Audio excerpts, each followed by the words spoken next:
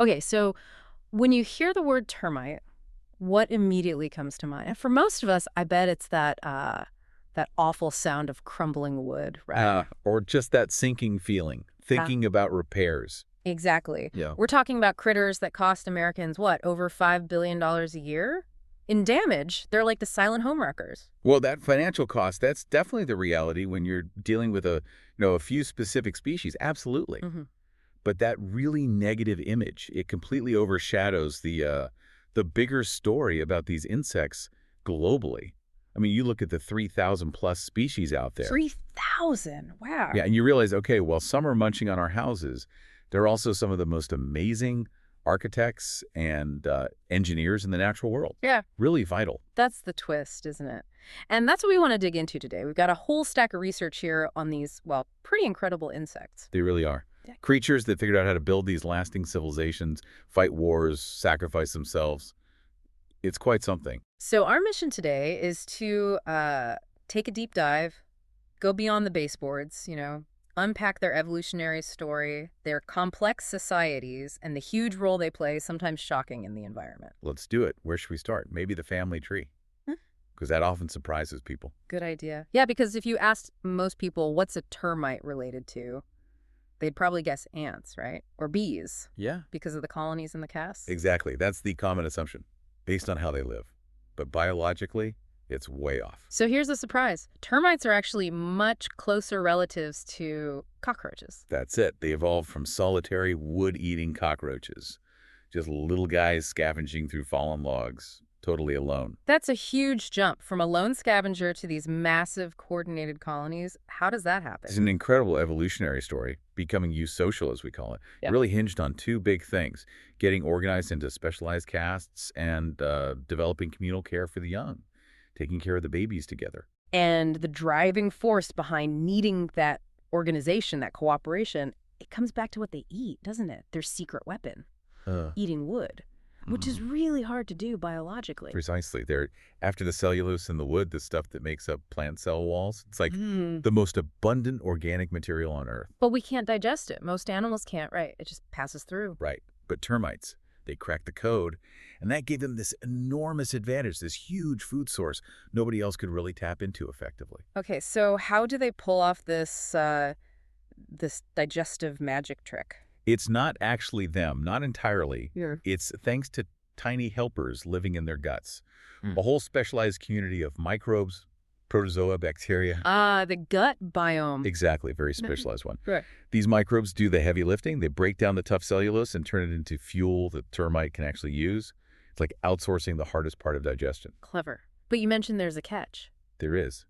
They aren't born with this gut biome ready to go. They have to get it from older termites in the colony. Get it how? Well, often through something called proctidial trophallaxis, which basically means they consume fluids excreted by the older termites that contain those essential microbes. Oh, okay. So kind of icky ways, as our notes put it. It might sound icky to us, yeah, but it's absolutely critical for their survival. Every worker needs it. It's how they pass down that secret weapon, generation after generation. Which basically makes the colony structure non-negotiable. You need the group to survive. And that leads us right into their societies, these incredibly structured systems. Eusociality. They were the original masters of it, really. Their caste system is so defined. You've got the workers, they're sterile, they do almost everything. Build, repair the nest, find food, feed everyone else. The backbone. Totally. Then you have the soldiers. They're the defenders. Often they have these huge modified heads or jaws or even chemical sprays to fight off enemies. The tiny tanks. Pretty much. And then, ruling it all, you have the royals, the king and queen. And the queens, in some species, are astonishing. They can live for decades. Decades, laying eggs the whole time. Thousands a day, potentially. And while there's often one main queen, big, mature colonies can actually have multiple reproductives working in parallel. That level of organization is incredible. And you mentioned they figured this out first, before ants and bees. Way before. We're talking roughly 10 million years before ants developed similar large societies, and maybe 50 million years before bees did. Termites were building civilizations when others were still figuring things out. That's mind-blowing. And they do it differently, too, right? Something about being stuck as juveniles. Yeah, that's a key difference. Unlike ants or bees, where the workers are fully developed adults, most termites in the colony are actually in a kind of arrested development. They're like perpetual teenagers. Only the royals become true adults. Why? Is that more efficient somehow? Seems to be. It likely allows for more flexibility in roles as the colony needs change, and it saves a huge amount of energy. Not every single termite needs to go through the whole costly process of full metamorphosis. Resource management again. Speaking of resources, the queen is huge, right? A big package of nutrients. We read these stories about workers staging a coup and eating her. Ah, yes. The coup d'etat idea. It sounds dramatic, but the research suggests it's mostly a misconception. Oh. Yeah, when workers are seen consuming the queen, she's almost always already dying or very weak. In some species, she even releases chemical signals that basically tell the workers, okay, time to recycle me. So it's not a rebellion, it's waste management. Exactly. Resource recycling, making sure absolutely nothing valuable is lost in their super efficient system, even the queen. Okay, so resource recycling is key. But let's face it, the resource most people worry about termites recycling is their house foundation. Let's talk about the destroyer species. Right. We have to talk about Reticulotermes flavipes, the eastern subterranean termite. That's the main culprit for damage in North America. And the scale is just immense. A single colony can have, what did the source say? Up to 5 million workers. It's staggering. 20,000 is common, but yeah, mature ones can hit 5 million. Think about that, an underground city the size of, well, a major human city population-wise, all hidden. And they're sneaky. Tunneling underground, squeezing through tiny foundation cracks like the width of a credit card. And then they build those mud tubes, those little protected highways made of soil and saliva, connecting the nest to the wood. It keeps their humidity right and lets them travel unseen. You often don't know they're there until the damage is bad. Which makes dealing with them tricky, especially with poisons. I read some new research about how they avoid poisoned areas. Yes, it's fascinating survival strategy. If termites encounter a high concentration of poison and die quickly, their bodies might release warning chemicals. Like an alarm signal from the dead. Sort of. It creates what scientists are calling a death zone. It tells other foraging termites, whoa, danger here, turn back. So the colony just reroutes. Exactly. They avoid the poison spot, which is bad news for the homeowner because those 5 million workers just find another way in or maybe head next door. Okay, so a quick kill doesn't always work colony-wide. That explains the baiting strategy then, the one that's slower. Precisely. Instead of a fast-acting poison, they use baits with an insect growth inhibitor. The termites eat it, take it back to the colony, and then when they try to molt, shed their exoskeleton to grow the chemical, messes things up. The new exoskeleton underneath doesn't harden properly. So when they shed the old one? Pop. They basically burst because there's no support. It's a delayed reaction, much more likely to spread through and wipe out the whole colony over time. Yeah. It's pretty ruthless, really. Wow, nature's chemical warfare. Speaking of ruthless, we have to mention Termites taraquoa, the exploding termites. Ah, the kamikazes, yes. This is self-sacrifice on another level. So what happens? There's a big threat, like attacking ants or rival termites.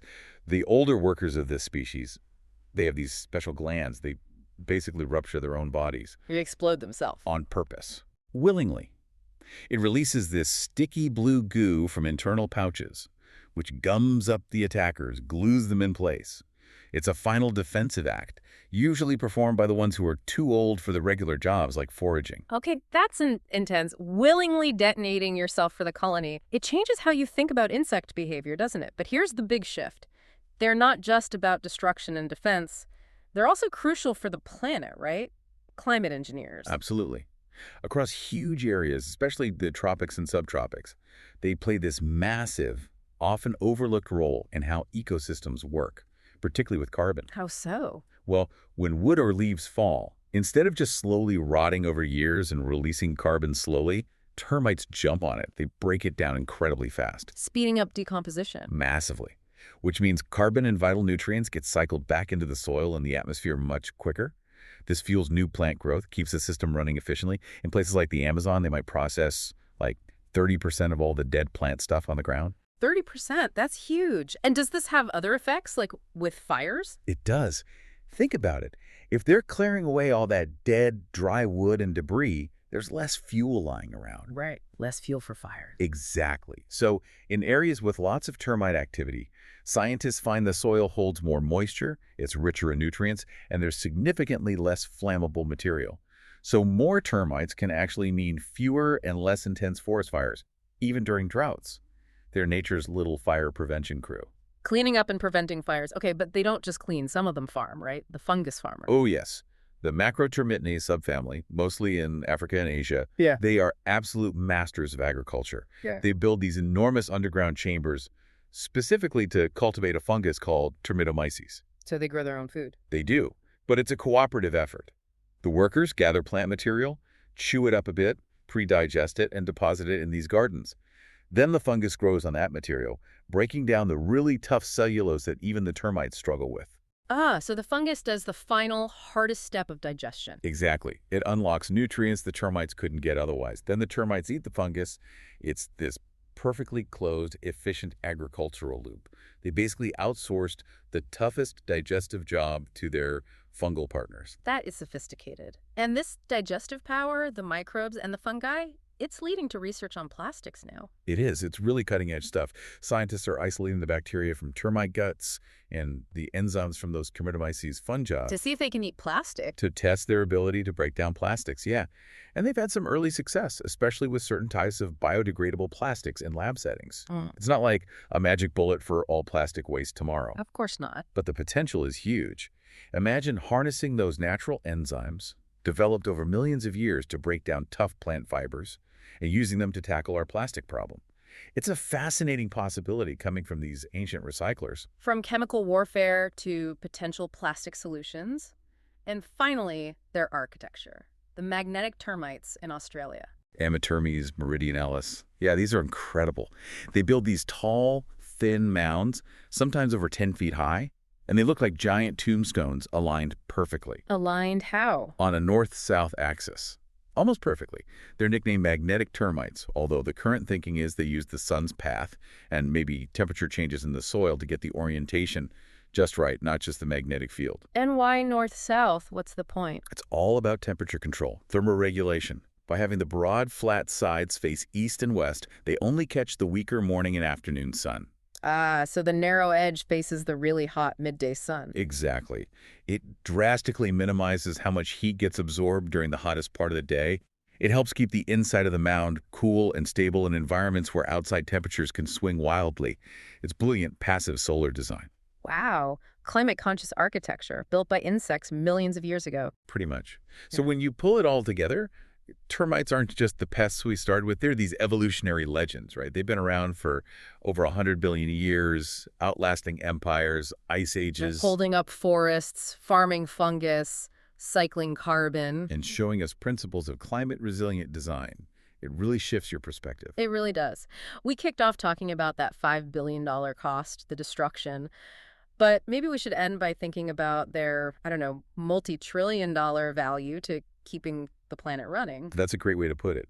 They might not be the best roommates, as we said, but they are absolutely essential components of ecosystems worldwide. So here's maybe a final thought to leave people with. If these ancient insects, just by figuring out how to eat wood efficiently, have accidentally stumbled onto potential solutions for things like plastic waste and smart architecture, what other secrets are hidden in species we usually overlook or, just dismiss? Exactly. What other underestimated creatures out there might hold keys to solving some of our biggest modern challenges? Something to think about next time you see a termite mound, maybe.